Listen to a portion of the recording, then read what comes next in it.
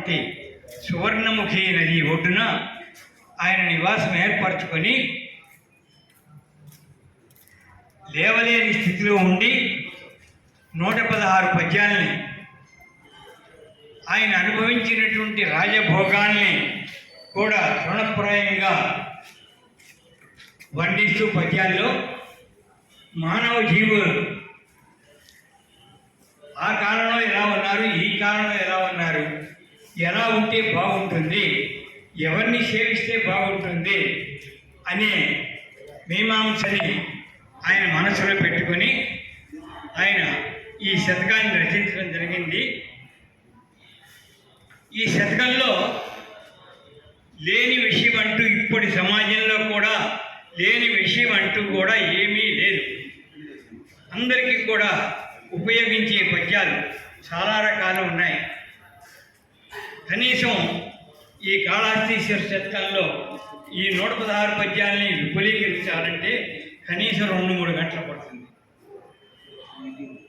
నేను మెయిన్ పాయింట్గా తీసుకొని, ఎందుకంటే అనేక సభల్లో నేను పాల్గొన్నాను కాబట్టి ఈ సభల యొక్క ప్రాచుర్యం నాకు తెలుసు. అందువల్ల మరి పవిత్రమైనటువంటి రోజు అంబేద్కర్ జయంతి ఈరోజు.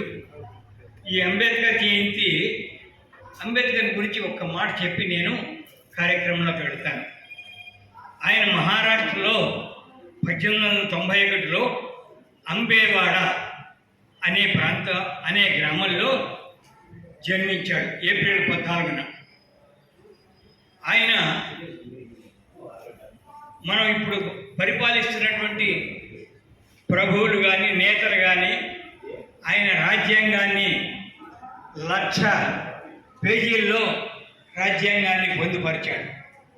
1,00,000 పేజీల్లో రాజ్యాంగాన్ని పొందుపరచడం అంటే మనం ఒక చిన్న జీవో ఇవ్వాలంటే మన ప్రభుత్వం వాళ్ళు 2 మాటలు రాసేసి ఆ డేటు అవన్నీ వేసి పంపిస్తుంటారు.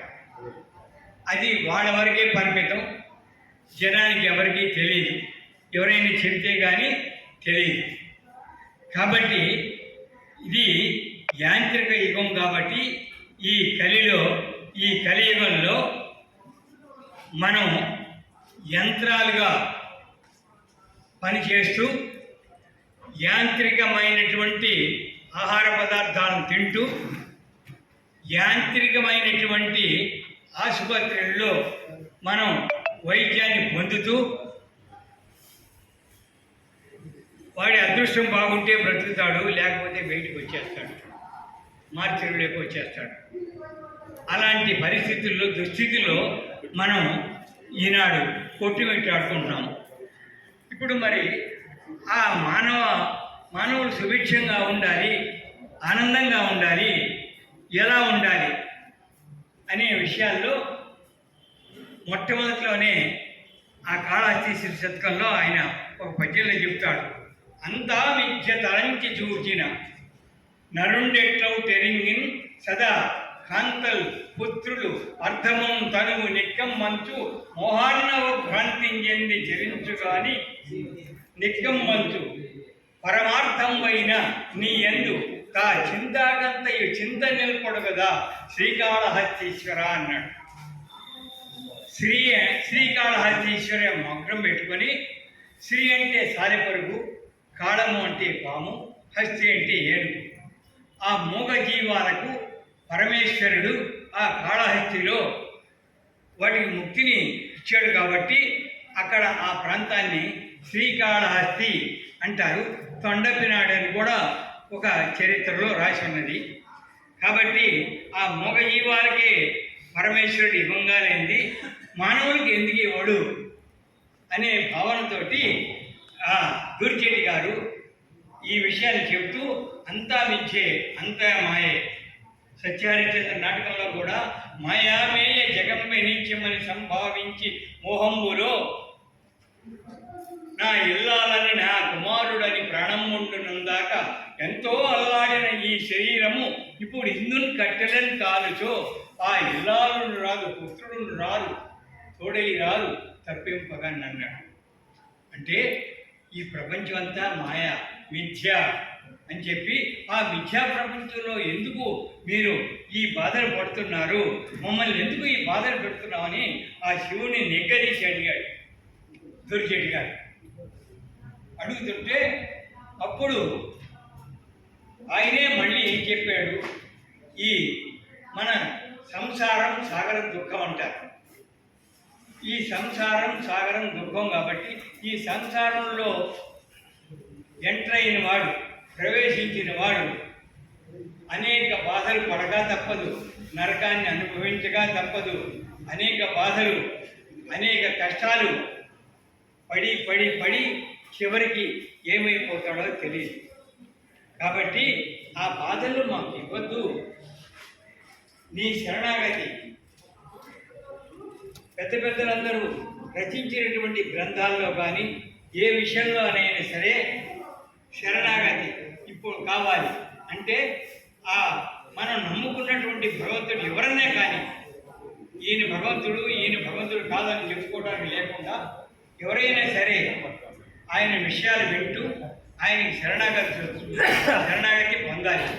పొందినప్పుడు మానవులు సుఖపడతారు అని చెప్తూ దానికి ఇప్పుడు మానవులందరూ కూడా ఎంత డబ్బు ఉన్నా, పెద్దలు ఎంత ఆస్తి ఇచ్చిపోయినా కూడా ఇంకా ధనం సంపాదించాలి, ఇంకా కూడబెట్టాలి, ఆ కూడబెట్టి మన తర్వాత తరం వాళ్ళకి ఇవ్వాలి అనే భ్రాంతిలో పడి ఎన్నో బాధలు పడుతూ చివరికి ఏమైపోతున్నారో మన కళ్ళ ముందర మనమే చూస్తున్నాం, మనం అనుభవిస్తున్నాం కూడా. అందుకనే ఒక శాస్త్రంలో ఒక సూత్రం ఉంది, విత్తానాం ఆర్జనే దుఃఖం ఆర్జితానాంచ రక్షణే ఆయే దుఃఖం ఏ దుఃఖం కిమర్థం దుఃఖభాజనం అన్నాడు. విత్తానాం డబ్బులు సంపాదించేటప్పుడు దుఃఖమే, ఎన్నో బాధలు పడి డబ్బు సంపాదిస్తారు. ఆర్జితానాంచ రక్షణే, ఆ ఆర్జించిన దాన్ని రక్షించుకోవడానికి నానా బాధలు పడుతున్నారు. ఏం చేయాలి, పిల్లలకి ఇవ్వాలా, పెద్దవాళ్ళకి ఇవ్వాలా, బంధువులకి ఇవ్వాలా, జ్ఞాతులకి ఇవ్వాలా, ఎవరికి ఇవ్వాలి అనే బాధలు పడుతున్నారు. ఆయే దుఃఖం వేయే దుఃఖం, వచ్చిన దుఃఖమే ఖర్చు అయిపోయిన దుఃఖమే. అటువంటి దుఃఖభాజనమైనటువంటి ధనాన్ని మీద మనకు ఆశ ఎందుకు అని చెప్పి అనేక మంది కవులు కూడా చెప్పారు. అందుకనే ఆశల్ని వదులుకోవాలి, ఆశల్ని చంపుకోవాలి. వదులుకోవడం అంటే ఆశ ఉండొచ్చు, మితిమీరిన ఆశ ఉండదు, పేరాశ ఉండకూడదు, ధనాశ ఉండకూడదు. కాబట్టి ఆశాపాశముదే గడులు నిడుపులేదు అంతంబు రాజేంద్ర వారాశ ప్రవృత మేదినీ వలయ సామ్రాజ్యము చేకూడి గాజం వందిరిగాక వైన్యకయ భూకాంతాదులు అర్థక ఆమాసం చెందిరి. ఎంతోమంది రాజులు ఎన్నో రాజ్యాలు సంపాదించారు, ధనం సంపాదించారు, కోట్ల కోట్లు ఖర్చు పెట్టారు, చివరికి ఏమైపోయినారు, అర్థక ఆమాసం చెందిరి. ఆ డబ్బు మీద వ్యామోహంతో చనిపోయినారు వాళ్ళు. చనిపోతే ఏమన్నా తీసుకెళ్ళారా? ఏమి తీసుకెళ్ళా. అలాగే అశోకుడు కూడా నేను చనిపోయినప్పుడు నా చేతులు రెండు నన్ను పాతిపెట్టేటప్పుడు నా చేతులు రెండు పైకెత్తి రిక్తహస్తాలతోటి నన్ను పైకి లేపి అరిపెట్టమన్నాడు, చేతులు రెండు అని చెప్పాడు. మరి ఆ విధంగానే చేశాడు. ఆ చేతులు రెండు కూడా బిగుసుకుపోతాయేమోనని చేశాడు. అలాగా ఈ ధనం మీద వ్యామోహం ఉన్నంతకాలం కూడా మానవునికి బాధలు తప్పు.